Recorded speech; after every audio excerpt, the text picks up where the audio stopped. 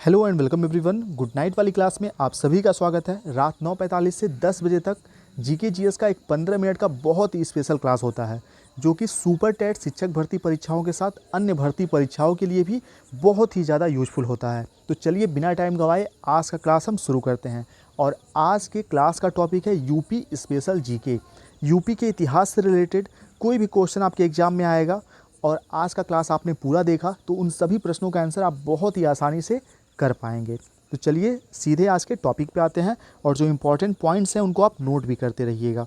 जैसा कि आपको पता है, उत्तर प्रदेश भारत का सबसे बड़ा राज्य है जनसंख्या के आधार पर, और इसका जो प्रशासनिक और विधायिक राजधानी है वो लखनऊ है। लेकिन प्रयागराज को न्यायिक राजधानी के नाम से जाना जाता है।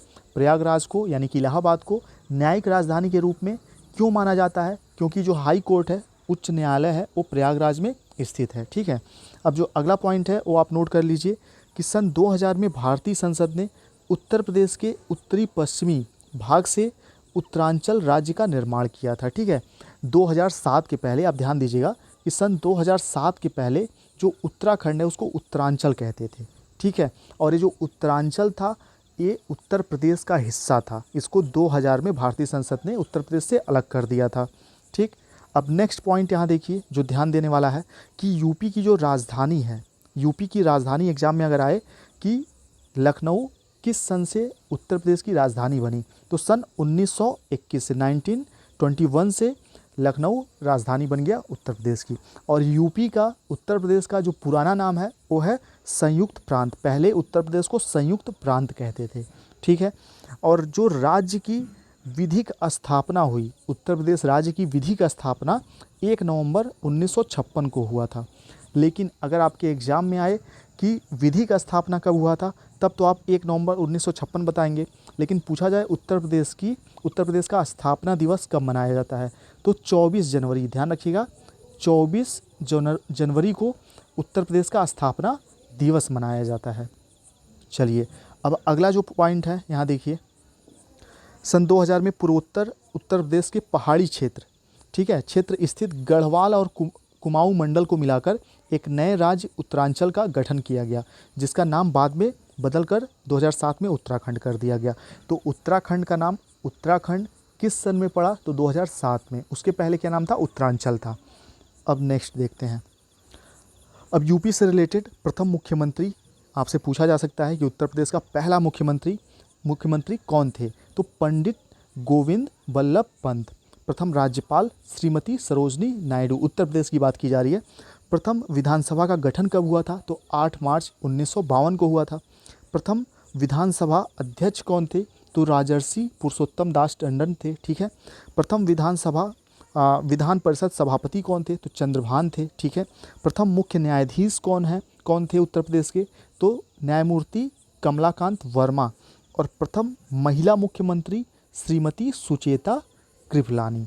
तो ये जो पॉइंट्स हैं ये बहुत ही इम्पॉर्टेंट हैं और हो सकता है कि यहाँ से एक क्वेश्चन बन जाए, तो इसलिए सभी पॉइंट्स को नोट कर लीजिए। आप स्क्रीनशॉट लेने से कोई फ़ायदा नहीं होगा, नोट करेंगे जब ही आपका फ़ायदा होगा, क्योंकि स्क्रीनशॉट लेने के बाद हम कभी दोबारा उसको देखते भी नहीं हैं, जहाँ तक मेरा एक्सपीरियंस है।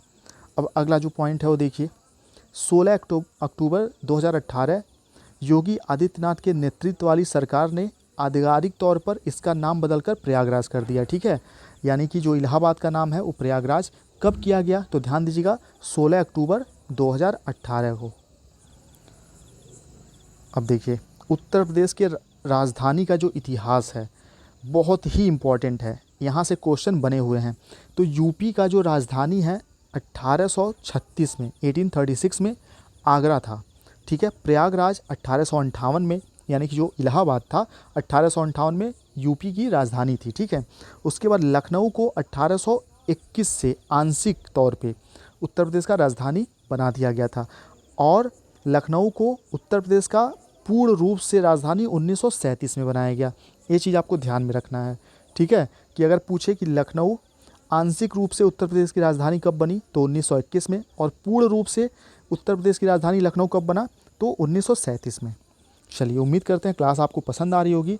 सभी लोग एक बार फटाक से लाइक कर दीजिए, आपके लाइक से मोटिवेशन मिलता है आपके लिए, आपके परीक्षाओं के लिए और भी ज़्यादा सेलेक्टेड चीज़ें लाने के लिए। ठीक है, चलिए नेक्स्ट, अब आपके मन में यह प्रश्न उठ रहा होगा कि उत्तर प्रदेश का जो विधिक स्थापना है 1 नवंबर 1956 को जब हुआ था, तो इसका स्थापना दिवस 24 जनवरी को क्यों मनाया जाता है।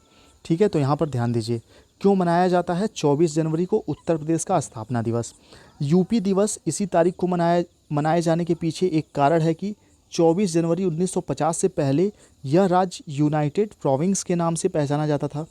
24 जनवरी 1950 को उत्तर प्रदेश को उसका नाम मिला। ठीक है, ध्यान रखिएगा, 24 जनवरी 1950 को उत्तर प्रदेश को उसका नाम मिला।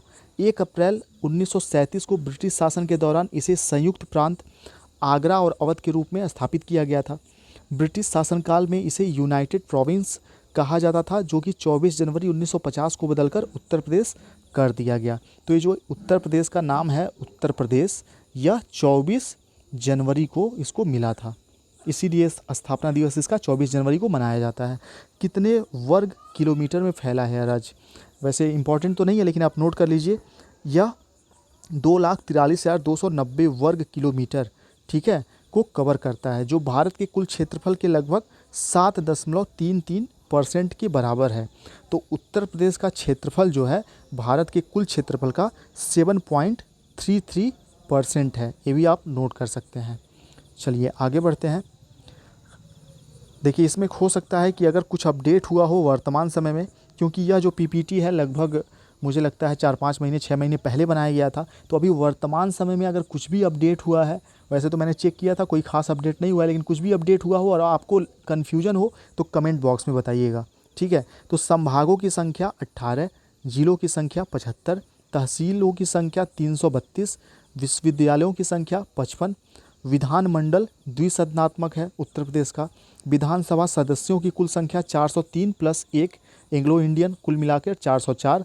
ठीक है, और विधान परिषद सदस्यों की जो संख्या है 99 प्लस 1 99 होते हैं, और एक जो होता है एंग्लो इंडियन होता है, कुल 100 हो गए।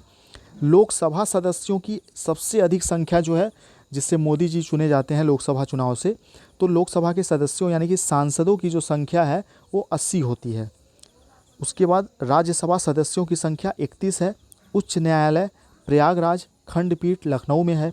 ठीक है, भाषा हिंदी, उर्दू दूसरी भाषा है। राजकीय पक्षी सारस या क्रॉन्च है। ठीक है, राजकीय पेड़ अशोक है। राजकीय पुष्प उत्तर प्रदेश का पलास है। राजकीय चिन्ह जो है मछली एवं तीर कमान है। ठीक है, स्थापना दिवस 1 नवंबर 1956, और स्थापना दिवस यूपी का मनाया कब जाता है 24 जनवरी को, यूपी डे के नाम से। चलिए अब आगे देखिए, बहुत ही इम्पॉर्टेंट है यूपी का जो कह सकते हैं कि ये जो चिन्ह है, यहाँ से कौन कौन से क्वेश्चन बन सकते हैं, तो ध्यान दीजिए। 3 रंग होते हैं। ठीक, गंगा जमुनी की बहाव एवं संगम का प्रतीक है यहाँ पर जो आप देख सकते हैं। ठीक, उसके बाद जो इसका तीर धनुष है श्री राम का प्रतीक है। 2 मछलियाँ जो हैं, ठीक है, वह अवध के मुस्लिम शासन का प्रतीक है। यहाँ जो 2 मछलियाँ आप देख सकते हैं, यह अवध के मुस्लिम शासक का प्रतीक है। ठीक है, शासन का प्रतीक है। और उत्तर प्रदेश का राज्य चिन्ह 1938 में स्वीकृत हुआ था। ये जो राज्य चिन्ह है आप देखते होंगे सरकारी सभी कागजों पर यह मोहर होता है, तो यह उत्तर प्रदेश का राज्य चिन्ह 1938 में स्वीकृत हुआ था। चलिए, यहाँ पर आपने समझ लिया कि ये जो अलग अलग चीज़ें हैं इसका महत्व क्या है, या क्यों शामिल किए गए हैं इस राज्य चिन्ह में। ठीक है, अगला देखते हैं। उत्तर प्रदेश के राज्य के प्रतीक चिन्ह कौन कौन से हैं। उत्तर प्रदेश राज्य के प्रतीक चिन्ह, राजकीय चिन्ह मछली एवं तीर कमान, राज पशु बारहसिंगा, राज्य मछली मोय या चीतल, राज्य पक्षी सारस, राज्य वृक्ष अशोक, राज्य पुष्प पलास, ढाक या टेसू। ठीक है, तीनों नामों से जाना जाता है। चलिए आगे बढ़ते हैं। पंचायत की 3 स्तरीय व्यवस्था लागू है उत्तर प्रदेश में। उत्तर प्रदेश में पंचायत की 3 स्तरीय व्यवस्था लागू है, जिसमें से पहला है ग्राम पंचायत, नेक्स्ट है क्षेत्र पंचायत, उसके बाद है जिला पंचायत। यह बलवंत राय मेहता समिति ने इसका सुझाव दिया था। ये जो 3 स्तरीय व्यवस्था लागू है, क्वेश्चन पूछा जा सकता है कि उत्तर प्रदेश में पंचायत की जो त्रिस्तरीय व्यवस्था लागू है, इसका सुझाव किन की समिति ने दिया था, तो बलवंत राय मेहता की समिति ने इसका सुझाव दिया था। और उत्तर प्रदेश का जो सीमावर्ती देश है नेपाल है, सीमावर्ती इसका जो इसके सीमाओं से राज्य लगे हुए हैं, 8 राज्य दिल्ली समेत, ठीक है। उसके बाद अगला जो है पड़ोसी राज्य कौन कौन से हैं देख लीजिए, उत्तराखंड है, हरियाणा है, मध्य प्रदेश है, बिहार है, दिल्ली है, हिमाचल प्रदेश, राजस्थान, छत्तीसगढ़, झारखंड, ठीक है। तो टोटल 9 हो गए, एक जो है वो केंद्र शासित प्रदेश है, बाकी 8 राज्य हो गए, 1 2 3 4 5 6 7 8 जी। तो 8 कुल राज्य और एक केंद्र शासित प्रदेश, कुल मिलाकर 9। उसके बाद पड़ोसी देश नेपाल। चलिए, उत्तर प्रदेश को सर्वाधिक टच करने वाला, जो उत्तर प्रदेश के सीमा को सर्वाधिक टच करता है वो है मध्य प्रदेश, और न्यूनतम स्पर्श करने वाला प्रदेश है हिमाचल प्रदेश।